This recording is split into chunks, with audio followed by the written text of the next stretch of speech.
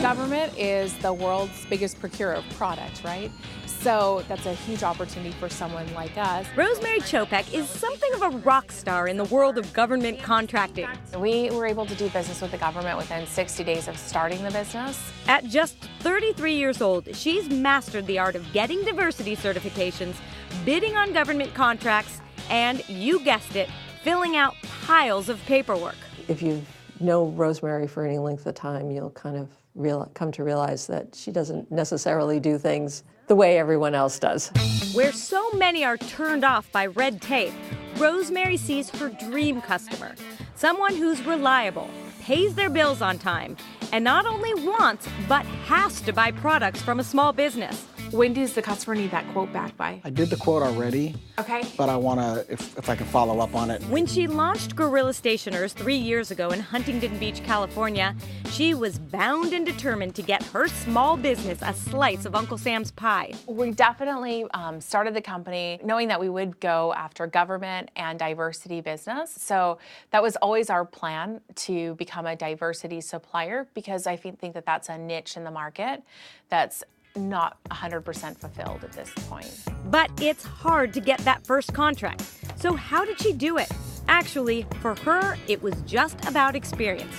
Rosemary's knack for the office supply business and fearless approach to government contracting was something she learned at her first job. When I moved to California at 18, I went into the office products business. So I've learned a lot of things about doing business with the government. With $500 billion available every year for purchasing, and federal law requiring that 23% of those dollars be awarded to small businesses, Rosemary simply couldn't afford to let an opportunity as big as this pass her by.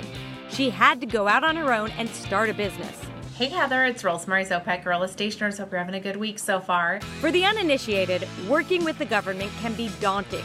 That's why we asked Rosemary to share some tips on how to approach the task of landing a government contract. Her first piece of advice, if you can, get a diversity supplier certification. Rosemary has 6 of them. A diversity supplier is a small business, a woman-owned business, a Hispanic-owned business, and an Asian business. I know that now they have the gay and lesbian designation. That diverse business is a percentage of sales that the government has to spend with these designations. That means the 23% allocated for small business is further broken down by designation. For instance, women-owned businesses get 5%. If your head is spinning, Rosemary recommends contacting your local small business development center to help figure it out. That's how she got connected with Linda Hoyt. Okay, well, we'll pick a date. Yeah, let's pick come a date. over. I would love that, and I'm dying to meet Charlie. At the SBDC, people experienced in doing business with the government, like Linda, can guide you through the process. Number one, you really need to understand who your target markets are. So it's not just saying, well, I'm going to get government contracts, but who's going to buy the products? How do they buy? And understanding that whole process. And serving the government customer means understanding its unique product needs.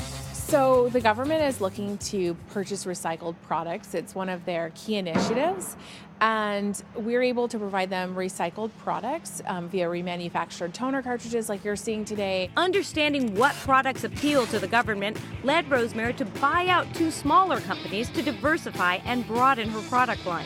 Our first acquisition was a company called Gizmo. Gizmo is a very fun, hip, technology-based company. And then in May of 2015, we purchased a company based in Van Nuys called Ink for All. And that's been a very successful integration as well. Ink for All just sold toner and ink, whereas Guerrilla Stationers sells toner, ink, office products, paper products, janitorial products. Michael Stone, one of the founders of Ink for All, has stayed on at Guerrilla to better integrate his company with Rosemary's. So far, the partnership is working exactly as planned. Rosemary approached us and kind of inquired about acquiring Ink for All. I was like, well, maybe this is a better thing for us. And it turned out to be a great thing, helping our section of the company grow. Prior to the acquisition, Michael had no government customers. Now, the ink and toner portion of the business is a big seller at Guerrilla, especially for the government customer looking for those special recycled products. There's so much opportunity in the government sector, so we're always looking for new contracts, new segments of business that we can get involved with.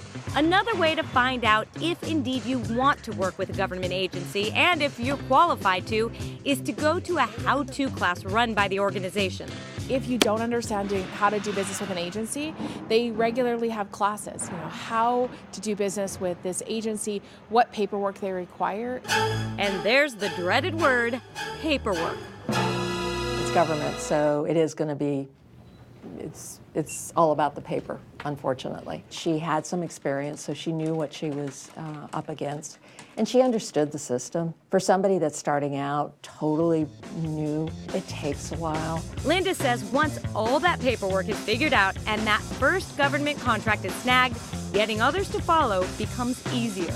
Resource-wise, for a small business where you've got limited time and limited dollars, I think the acquisition cost is higher. You get that first one, it starts to springboard because now you've got credibility. Rosemary now has customers at the federal, state, and local level. And as she guessed when she started this process, they've turned out to be some of the best customers she has.